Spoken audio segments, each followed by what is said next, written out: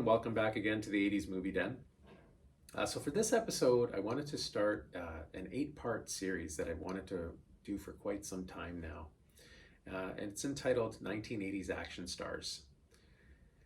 When I was putting together my list, I was actually surprised. There were some obvious ones, of course, as you can see here. There are going to be some obvious choices. But I didn't realize how narrow-minded my focus was when I was a kid growing up. There were only 3 or 4 action stars that I really watched. And when I made my list, I didn't even realize that some of these actors, I wouldn't have even considered them action stars.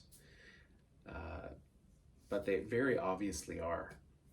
So it was fun putting the list together. It was a bit challenging, of course. I'm not going to go into too much detail about their personal lives. I will touch on it briefly, but I'm really going to talk about why I chose them and the impact they had on me growing up as a kid, watching them in the 1980s and even beyond, of course. So we're going to start with an obvious one, Sylvester Stallone. Arguably the biggest action star of all time. So Sylvester Stallone was born in Hell's Kitchen, New York, July 6, 1946, to immigrant parents, Jackie and Frank Stallone. Jackie was of Ukrainian and French descent. Come to find out that one of her jobs was she was a female wrestling promoter, which was kind of neat. Frank Stallone was, I believe he was a barber and a pretty strict guy, military guy. Sylvester Stallone was a struggling actor. He did a movie called Lords of Flatbush. Never heard of it. Let me know in the comments if you've seen the movie before, what you think of it. I kind of want to check it out. After that movie, he moved to California, and he was actually inspired to write the Rocky script after watching a fight between Muhammad Ali and Chuck Wepner. Now, Chuck Wepner was he was a journeyman heavyweight. He was relatively unknown, but in the fight, he gave Muhammad Ali all he could handle, and that inspired Sylvester Stallone to write the script. He wrote the Rocky script in 3 days. I believe it was around 90 pages. He was so down and out at the time that he had to sell his dog, which was, that's a pretty sad story actually. And he shopped the script around. Nobody was really interested in it. 2 gentlemen by the name of Irwin Winkler and Robert Chartoff took a chance on it. I believe they offered him about $360,000 for the script. And with the proviso that they get to choose the A-list actor to play the lead role. So Sylvester Stallone was to not take part in it at all. He was basically just to sell the script and then, be on his way. But he dug his heels in, and good for him, because obviously the rest is history.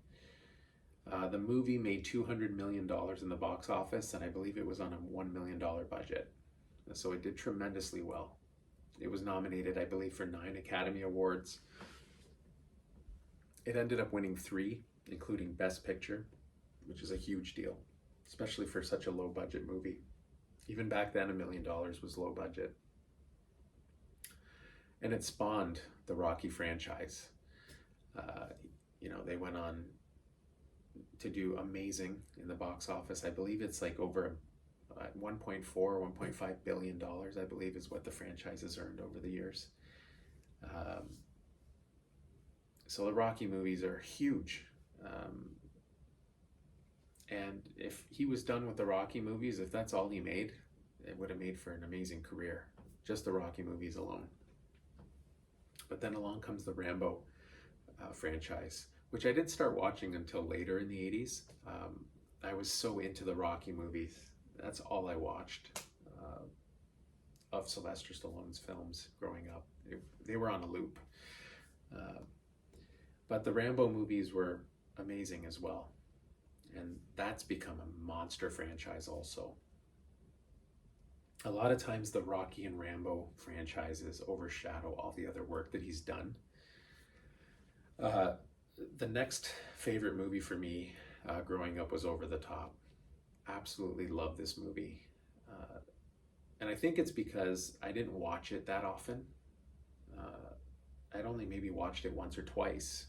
I've watched it several times since, but the Rocky and the Rambo movies was where it was at for me. Cobra as well. Never watched Cobra as a kid. I only recently watched Cobra a few short years ago. Like it wasn't very long ago that I watched Cobra for the first time.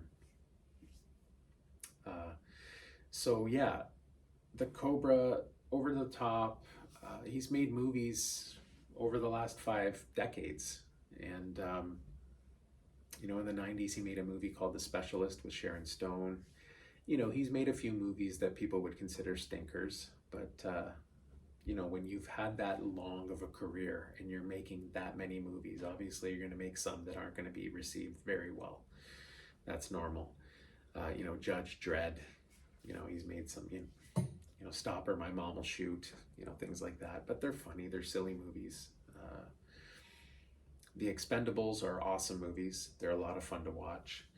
I believe he made another movie called Bullet to the Head or something like that. I haven't seen a lot of those movies, and I plan on doing so. But yeah, so Sylvester Stallone definitely on my list. If I had my back against the wall, I would say he's my favorite action star of all time. But again, that fluctuates. I've collected some Sylvester Stallone memorabilia over the years. This is just some of it here. Obviously, the Hot Toys figure, the VHS 5-pack of the Rocky films. I've also got this on DVD, I believe, as well. Maybe not. Yes, I do. Of course, the Over the Top VHS. This Life magazine, this is a 45-year anniversary of Rocky. These magazines are excellent. They're an amazing read. There are stories in here and pictures that I've never seen before, which is so awesome after all this time. And these magazines are collector pieces. I don't know if you can get your hands on one, if you're a Rocky fan or Sylvester Stallone fan, and get your hands on one of those magazines. They're awesome. I don't know if you can find them in stores anymore. But yeah, what does it say here? Actually, it says it on the barcode. Display until 2/4/22. Yeah, so obviously these are discontinued. You could probably find one on eBay for the low price of $1,000. But that's another story. So yeah, I believe I paid $20 for that magazine. So, but yeah, obviously my most recent pickup, I did show you in the last episode there that I got this awesome tin lunchbox and thermos, and they are in almost immaculate condition. Just an awesome piece. Great childhood memory there, of course. We've got the standee behind me here. But yeah, definitely Sylvester Stallone on my top 8 list for sure. Probably my top 2, definitely. So stay tuned. Like I said, I will probably just post an episode of my top 8 action stars from time to time throughout the next several months. And yeah, so look out for my episode 2 of 1980's Action Stars, as well as my usual Saturday posts, the odd Sunday release, and my Friday night shorts as well. This has been the 80's Movie Den, and as always, I'll catch you on the next one.